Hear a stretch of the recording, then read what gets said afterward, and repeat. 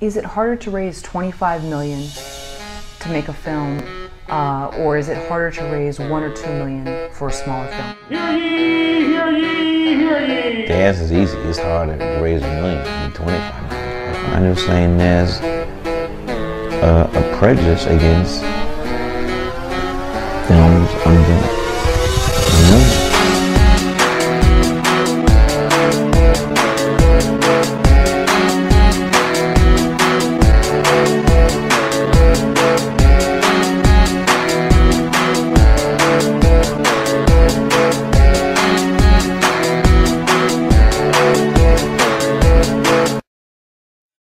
The legendary Dale the Funky Homo Sapien, you know what I'm saying?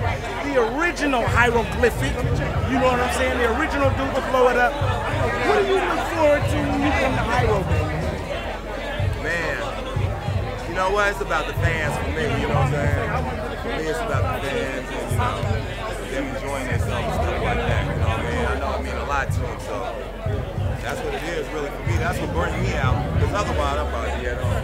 Dale, what's up with homie? Brazil tomorrow, so you know what I'm saying? It's a lot to have to. All right, what's up, man?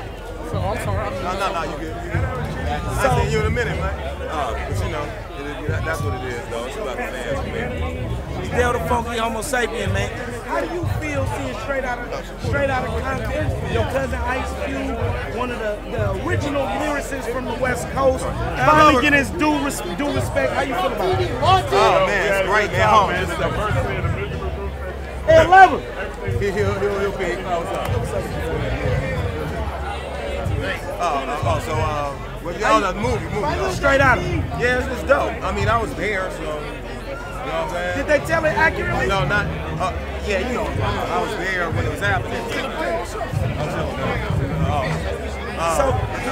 Was the movie accurate? You know, they gotta add a little spice, you know, fake shit, I guess you want to call it. And exaggerate to make it a movie, you know what I'm saying? That's beyond their hands, though. You know what I'm saying? It's not a documentary, so some of it is going to be a little bit added. When are we going to have the dramatic movie for hieroglyphics? How y'all Man, I don't know, man. I mean, for me, the shit getting made now, you know what I'm saying? Like, the movie's still being made, so if you want to see it.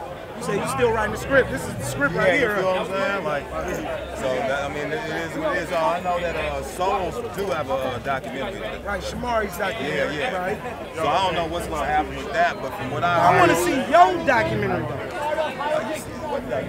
That's what I'm saying. That's why we need to have one. That's what I'm saying. I do have a documentary out. I've got an 11th-hour documentary out. Okay. You know what I'm saying? It's kind of bootleg-ish, you know what I'm saying? It ain't nothing major, but it is out.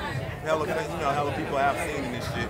It talks about me and this bitch I was trying to get out of my house, and, you know what I'm saying? And me studying music theory and shit like that around the time. It's kind of deep.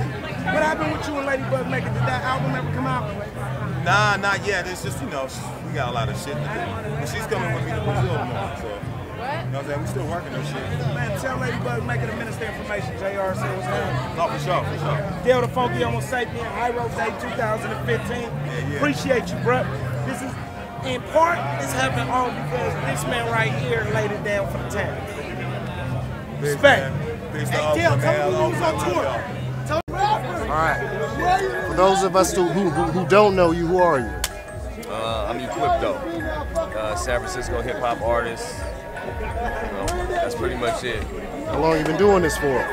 I guess over 20 years. You know, putting out product for 20 years. And who'd you get your first start with? Was it solo or did somebody pull you in? Board Stiff was the group that I came up with. Early 90s. We started out as 3 Shades and the Hoodies, and then we grew.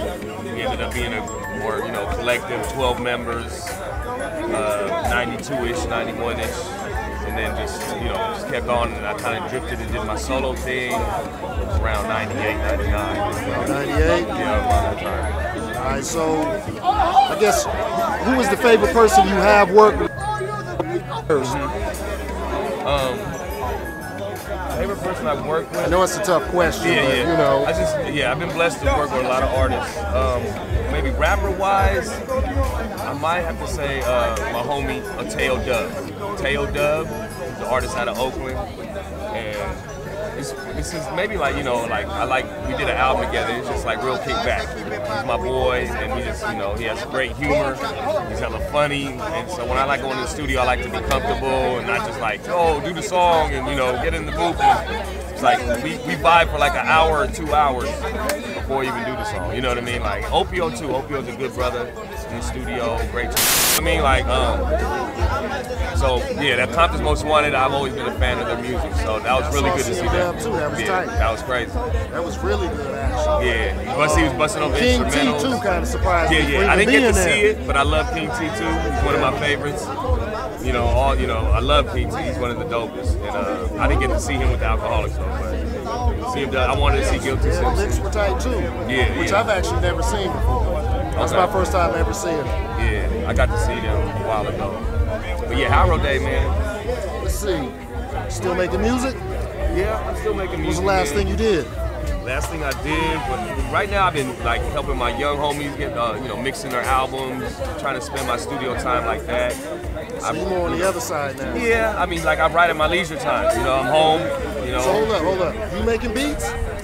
I don't push buttons, but I got samples. You know, my cousin, my friend will help me. You know, I'm just not technical like that yet, I guess. I got the ear though, you know, and so. You should have the ear by now. Yeah, right, exactly. Most definitely. What is, I guess, the crowd favorite? As in your music, crowd favorite. Crowd favorite right now. Well, right now I say Heart and Soul. It's a San Francisco song I got.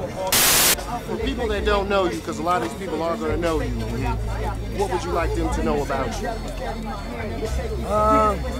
That I'm a regular dude, as in, like, I know people hear it a lot, but just like, as in, like to chop it up and talk, man. You know what I mean? Like, I'm not one of those persons that you might hear and people might, you know, like, oh, crypto is cool. So other people might like, oh man, he's kind of stuck up, or, you know, it's just like, I like to talk about sports. I like to talk about politics. I don't consider myself an activist. I don't consider myself a sports genius, but I like to conversate. I like to communicate. You know what I mean? And chop it up with folks, especially people that listen to my music before and might have a certain interpretation of me. You know what I mean? Like, but that's what I'm saying. I just want people to understand I'm a regular person, man. San Francisco, born and raised, trying to keep. You say born and raised, you still here? I'm still here. I came back. I'm over. I'm still in the Mission area, a little, you know, sublet it's type hard of tweak. staying over there. No, yeah. It's hard. I'm in the cuts. I'm blessed. You know what I mean? Like, my family's held it down for many years. You know what I mean? Here and there, little spots. You know, so I've been blessed, but I was in and out too, man. I was in Oakland. I was in San Mateo. You know. San Mateo? Yeah. Man, I spent a lot of time in San Mateo, man. I stayed right off the Hillsdale, man. On the OG Hillsdale Mall. You San Mateo though? My folks told me about it, and I had they stayed in these apartments. It's like low key over there. Yeah. But still a little shit going down. Right. You gotta be careful. You definitely gotta be careful. Well, that's anywhere though, right? Right. And you know, when I say that, I was in and out, man. I took the train. The train went right there. Yeah, I took the train right there. Walked to my spot was right by the mall. So I was good, man. And I just had to get out of there. It was too much transportation back and forth because I'm still working out here. You know what I mean? Okay, so you still work out here. So in my opinion, because if you know, at the end of the day, you feel like you did something. You know what I mean? So it's always good working with the children, but at a certain point, an artist has to flourish. You know what I mean? Like, artist has to do his thing, man. Have you seen all you wanted to see in music, or are you still striving for more? Or are you happy with what you've done? Well, that's a great question, man. You know, because it's both in a sense. I'm very content in the sense of like blessed and appreciative of what I've accomplished. You know, having great people in my corner. You know, and being able to do it this long. Because a lot of it, I'm not saying I'm weak or I'm dope or nothing like that. A lot of it is due to the longevity that I've done. You know, regardless of how weak or dope, the consistency I've done, and I've been blessed enough to do that. So. That alone, I don't have no complaints, no regrets. I've been blessed to work with, like, from the ranges, like I said, from the Nicotina to Opio. You know, these are like, you know, broad spectrums of hip hop rap, quote unquote, and I've been blessed enough to do that. So I feel like, you know, I want to do more. I want to see South America with my music. I want to see Africa. I want to be way satisfied and happy, you know, what I've accomplished on my independent level, you know. Speaking of that, you were here last week, man. Tremendous crowd. Yeah, man. Tremendous crowd. Real fun, man. Yeah, real good job too. I It always feels good to. I support the MCs. I love the atmosphere. You can smoke in there. It's free. The music's dope. So I always come through, and you know, brothers ask me to get on the mic, and it's not a disrespectful thing. I always want them to shine. I see them waiting in line, you know what I mean? And I'm very appreciative of that. I like to, you know, acknowledge it. And I don't know what I have my ways, and I was just very happy, man, with the outcome. People coming through, and the band rocked it, you know what I'm saying? And sometimes it's just, you know, when you're a performer, you're an artist, man, you got to show and prove. You know, I can't say I'm not going to rock the mic all the time. I got to step up here and rock the mic because that's what they know me for. I could be a cool dude, you know, like I said, I can talk about sports, politics, and chop it up with people all you want, but it felt like to me, like, man, it was the perfect time to rise to the occasion and have my family with me, everybody in the house, you know what I'm saying? Speaking of sports, who you got this year? Football, You say Raiders. no, I ain't gonna say the Raiders. I ain't even gonna say Niners, man. I love the Niners. I'm a white. It's gonna be an interesting.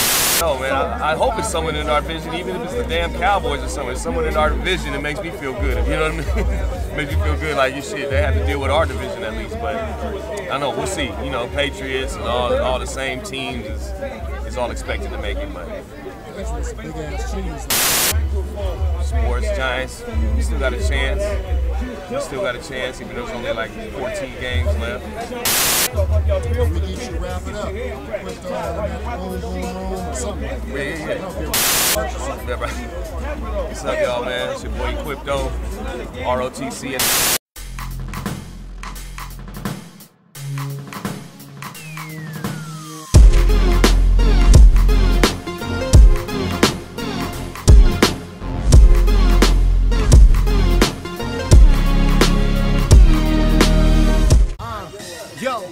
I give them something you could believe in. Unlearn, I'm Biggie Smalls next to Huey Freeman. My words can change the weather like a fifth season. Get attention like fat asses and tit cleavage. Booty round divas is loving my brown features. People ask me why do I do it? Because the town needs it. I'm the voice of reason. Hear me, it's the sound of freedom. And hearing you is like the sound of Charlie Brown's teachers. Liberation theology, no apologies. Going on emotional odysseys, please follow me. I'm so scholarly. When you see me rock a beat, you don't know if it's hip hop or college level philosophy. I'm a prodigal passer, perhaps a deep prophet, high fashion product shoe rapper. Y'all are Reebockers, live action, rhyme on a track as long as the beat's knocking. I'm freaking heat that'll freeze a beat like a meat locker. Okay, this for the radio, man. First Alexis had to pay me, say she'll always have my back. Till I knocked that shot in Mercedes, had to leave her on the track. Mercedes bought a Jaguar, there wasn't no looking back. Now I got me a Ferrari, and that put me on the map. Alexis wanted a Lexus, so I got her ass a coupe. She paid for it, and I thought her looking cute.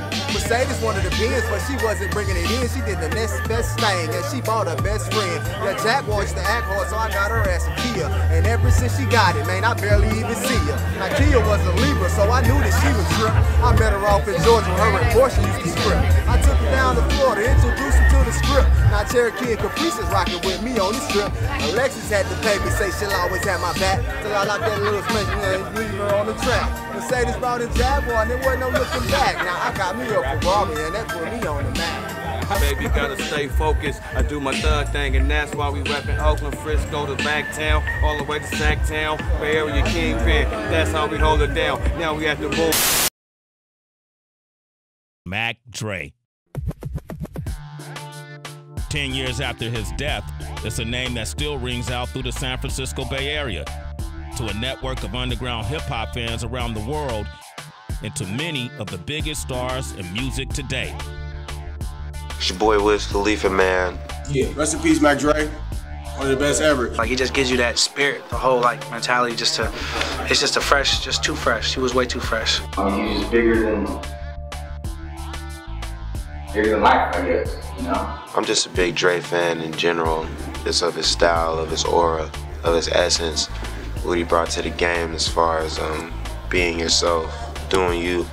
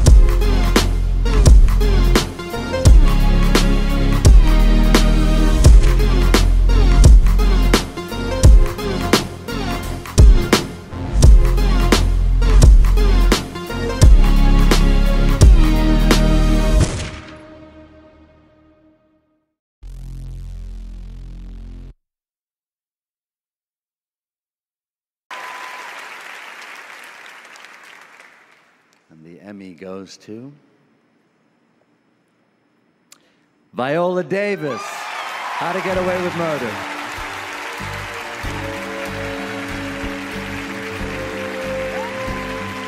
This is the first Emmy win and nomination for Viola Davis, who is a graduate of Juilliard.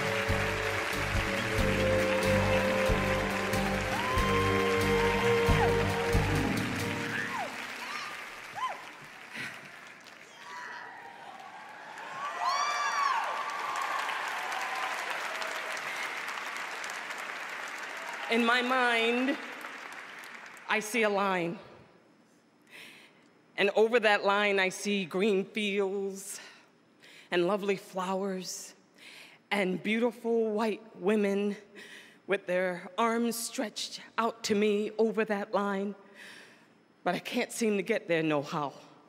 I can't seem to get over that line. That was Harriet Tubman in the 1800s. And let me tell you something.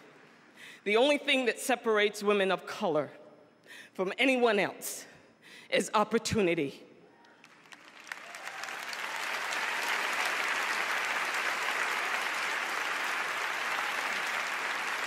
You cannot win an Emmy for roles that are simply not there.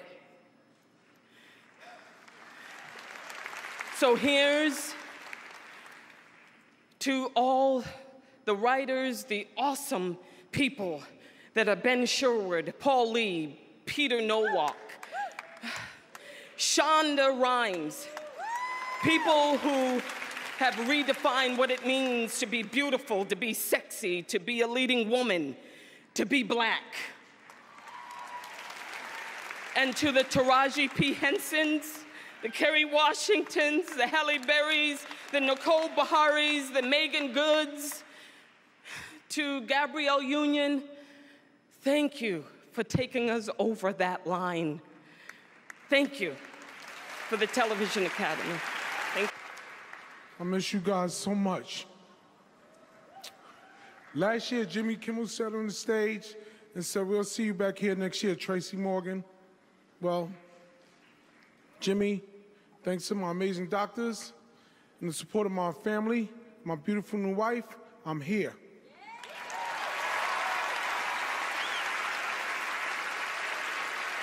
Standing on my own 2 feet. And God bless all of you for your love, your prayers, and the positive thoughts over the past 15 months. Thank you. I'm honored to be at the Emmys. I've always have been honored to be here. It's been a long road back. I suffered a traumatic brain injury that put me in a coma for 8 days. When I finally regained consciousness, I was just ecstatic to learn that I wasn't the one who messed up.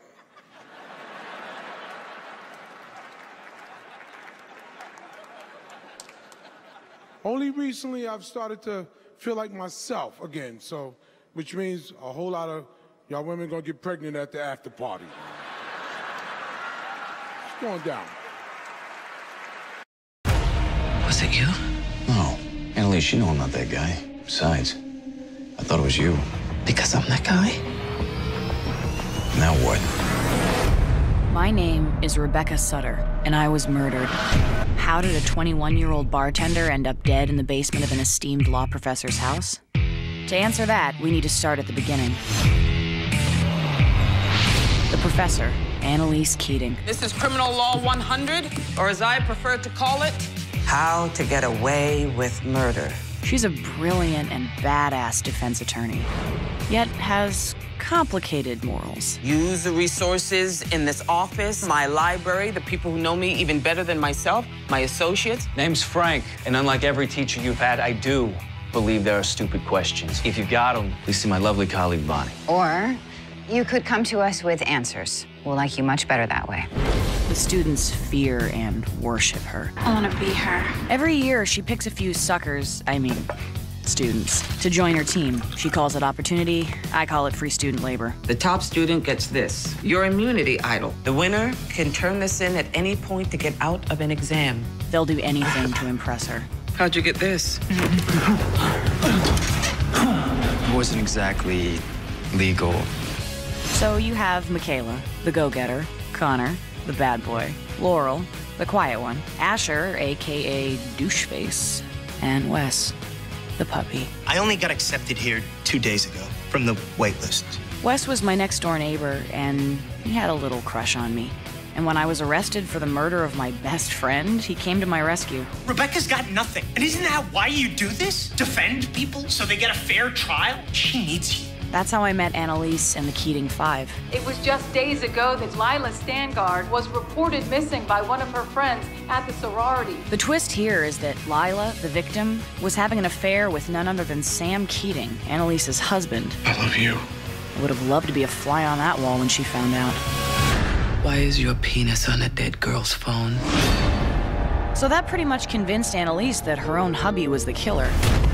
You enjoyed it, didn't you? Strangling her, feeling the life go out of her body. Your hand around her neck while you were still inside of her. It's exciting you right now, isn't it? I thought he was hiding proof that might exonerate me. What is this? Why are you here? So one night I went to the Keating house to try to find it.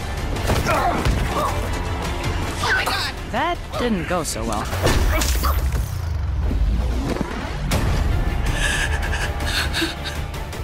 Thank you. With Sam dead, they started to think that I was guilty of killing Lila after all. So they basically kidnapped me and held me at Annalise's house. Let's be fair to everyone and figure it out once and for all. Let's finally give Rebecca her day in court. But I wasn't the one who should have been on trial. Turns out it was Annalise's bulldog, Frank. Is that what you think I am? Some freaking hitman? Knowing what these people were capable of, I kind of thought I might be in danger. So when they were all distracted, I stole Michaela's phone and sent a message to someone I trusted. She texted someone, Eggs 911 lawyer's house. What the hell does Eggs 911 even mean? Someone I hoped would help me get out of there alive. Someone I now hope will find the truth of what really happened to me. It's gonna be okay. I don't know. Who killed me? Of course I can't tell you that. But I can promise you'll find out when How to Get Away with Murder returns Thursday, September 24th on ABC. We here 2015 High Road Day. I'm here with Pep, one of the OG hip-hop magazines. I know y'all see Vibe, y'all seen Fort, y'all seen The Source, but we had our own thing here in the Bay called Roots. This man and his father was the publisher of The Roots. It was one of the first hip-hop magazines that I ever wrote in. So, you know, the Ministry of Information is 20 years deep in the game now, but 20 years ago, I came to this man and this man let me in. Exactly. So, I'm it's proud. my OG partner. I'm proud of you too. You're doing a good job, baby. So what's up, man? What did you come to see at High Road Day tonight? Man, I came to see hip hop at its finest, man. This is like nowhere else in the world where you can get all these people together on a peaceful hip hop. I mean, this is what it's about, hip hop, not rap. Hip hop, man. Tell her, educate her, man, because I brought my daughter. I see you brought your son. What is the difference? Well, hip hop is about uplifting spirituality and all like this shit. Now this rap, that's the garbage that mainstream media is pushing down the throats of America to make us do all the dumb shit that we do. And that's what the difference. Rap originally was what hip hop was, but then mainstream media came in and said, we're not gonna give no money for that uplifting stuff. We're gonna give all this money and sucking dicks and telling bitches hoes and so on and so forth. And then that's what the demise of what the rap game came to. That's why you see why this man had the magazine and was educating the hip-hop community in the Bay Area, Northern California, and worldwide before anybody else. Pep, man, Bay Area legend. Peace. Hip-hop, Viva High Road Day, baby. Maybe the life, I guess, you know? I'm just a big Dre fan in general, just of his style, of his aura, of his essence, what he brought to the game as far as being yourself, doing you. But known to his fans as Mac Dre. 10 years after his death, it's a name that still rings out through the San Francisco Bay Area, to a network of underground hip-hop fans around the world, and to many of the biggest stars in music today. It's your boy Wiz Khalifa, man. Yeah, rest in peace, Mac Dre. One of the best ever. Like, he just gives you that spirit, the whole, like, mentality it's just too fresh. He was way too fresh. I mean, he's just bigger than bigger than life, I guess, you know? I'm just a big Dre fan in general, just of his style, of his aura, of his essence, what he brought to the game as far as being yourself, doing you.